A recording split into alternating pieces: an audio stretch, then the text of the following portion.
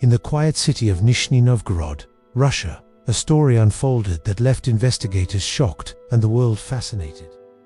This is the story of Anatoly Moskvin, a historian, linguist, and academic, with one of the most unusual criminal cases in modern history. Moskvin was born in 1966, during a time when the Soviet Union held strict expectations for education, citizenship, and social order. As a child, he showed signs of remarkable intelligence, reading early and developing a strong interest in history and languages. People who knew him described him as quiet, introverted, and deeply absorbed in books, often spending hours reading alone. His academic potential became clear during secondary school, where he excelled in literature, mythology, and ancient languages. Teachers praised him for his memory and discipline, noting that he preferred study and reflection over social interaction. By the time he entered university, Moskvin had mastered several languages, including English, Latin, and ancient Slavic dialects. He developed a fascination with rituals, burial traditions, and the cultural symbolism of death across different civilizations.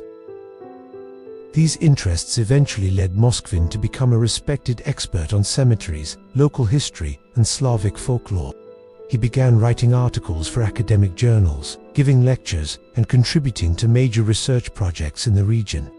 Colleagues described him as brilliant but eccentric, often wandering alone through graveyards, taking detailed notes.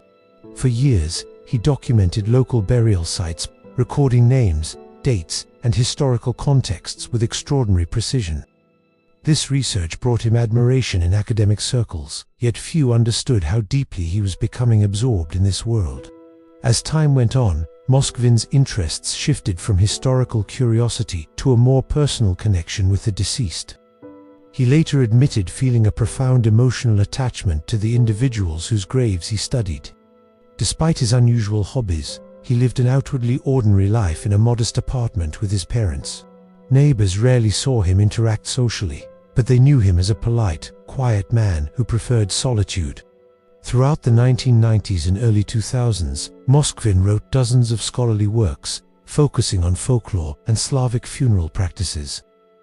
Police later revealed that his academic work provided him the means and opportunity to wander freely through cemeteries.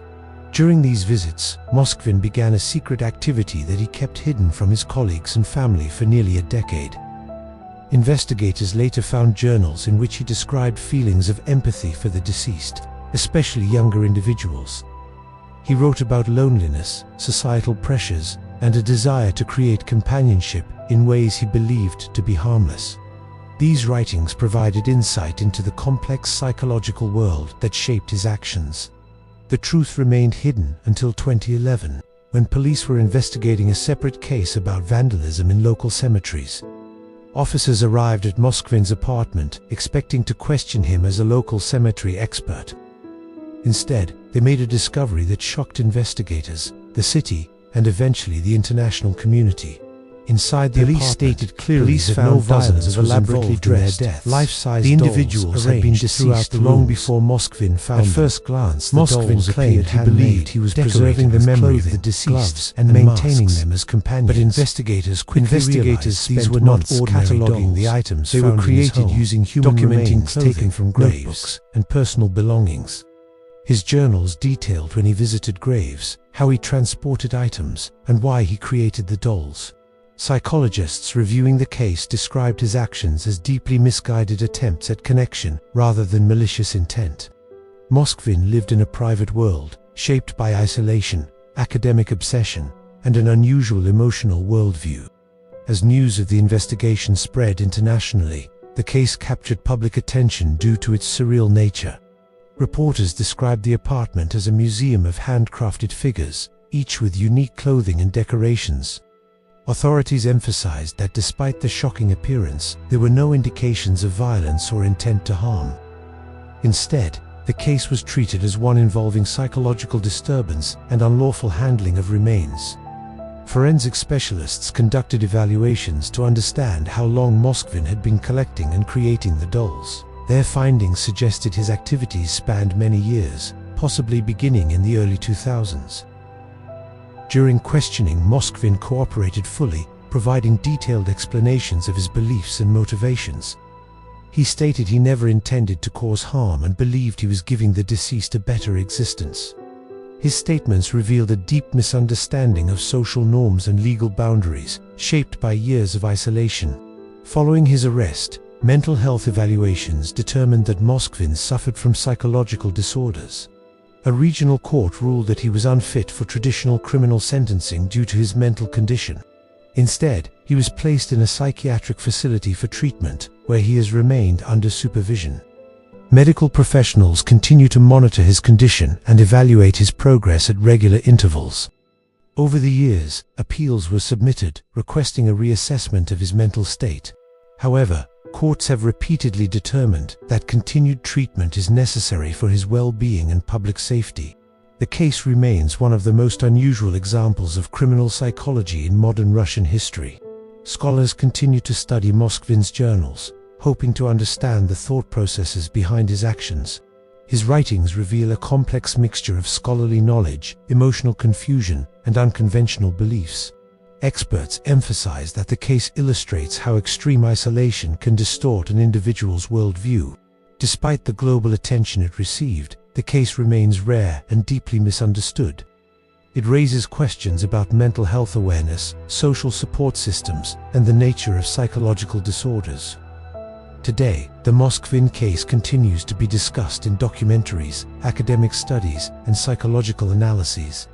Many experts agree that its significance lies not in sensationalism, but in the lessons it offers about loneliness and mental illness. The case also reveals the challenges faced by investigators who encounter crimes driven by psychological disturbance. Authorities have stated that Moskvin showed no aggression and believed he was acting out of empathy. His misunderstanding of reality was profound, shaped by years of isolation rather than malicious intent. As a result, the legal system placed emphasis on treatment and rehabilitation instead of traditional punishment. The case stands as a reminder of how mental health can influence behavior in unexpected and unusual ways. Academics continue to debate whether Moskvin's emotional worldview developed naturally or was shaped by prolonged isolation. His fascination with history and cemeteries, combined with loneliness, formed a unique psychological profile. Although his actions were unlawful, experts stress that he posed no threat to society in traditional terms. Instead, the case highlights the importance of recognizing early signs of emotional and psychological distress. In the years since his arrest, Moskvin has remained distant from media attention, rarely making public statements. Court reports indicate he has participated in treatment sessions and psychological evaluations. Whether he fully understands the impact of his actions remains unclear, according to specialists familiar with the case. Family members of the deceased have expressed relief that the case was resolved without further harm. Authorities worked closely with families to ensure respectful handling and reburial of remains. This process was carried out with care, guided by forensic experts and religious representatives. The case prompted local officials to improve cemetery security and monitoring procedures. New policies were introduced to prevent unauthorized access and ensure proper oversight. Community reactions ranged from shock to sympathy, with many expressing concern about mental health awareness. Psychologists emphasize that Moskvin's case, while unusual, offers valuable lessons for understanding isolation. They highlight the importance of early intervention, social connection, and support networks. In academic circles, Moskvin's actions sparked debates about the boundaries between research and personal obsession. His scholarly achievements contrasted sharply with his private life, revealing a complex psychological divide. Researchers continue to analyze this duality, hoping to prevent similar cases in the future. Moskvin's story also touches on broader cultural themes, including grief, memory, and the meaning of preservation. Some scholars argue that his actions reflected symbolic attempts to resist loss and maintain connection. Others see his behavior as evidence of how academic curiosity can evolve into unhealthy obsession. For law enforcement, the case remains a reminder that crimes are not always driven by violence or clear motives. Some offenses arise from misunderstanding, isolation, or psychological conditions requiring treatment. Today, Moskvin remains under supervised care, with periodic evaluations determining his mental condition.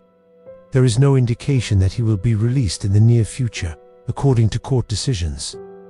As time goes on, his story remains a subject of study for psychologists, criminologists, and historians alike. It serves as a case study in the intersection of loneliness, mental health, and misunderstood intentions. While deeply unusual, the case highlights the importance of compassion and understanding in addressing mental illness. It also underscores the need for stronger mental health support systems to identify early signs of distress. For many, the story of Anatoly Moskvin remains haunting not because of violence, but because of its tragic isolation. His actions, though unlawful, were rooted in loneliness and misinterpreted emotional needs. The case stands as one of the strangest yet most insightful examples in modern criminal psychology. It reveals how the human mind can drift into unusual beliefs when left unsupported and unseen. And although the story is unsettling, it teaches valuable lessons about empathy, awareness, and the importance of mental health care.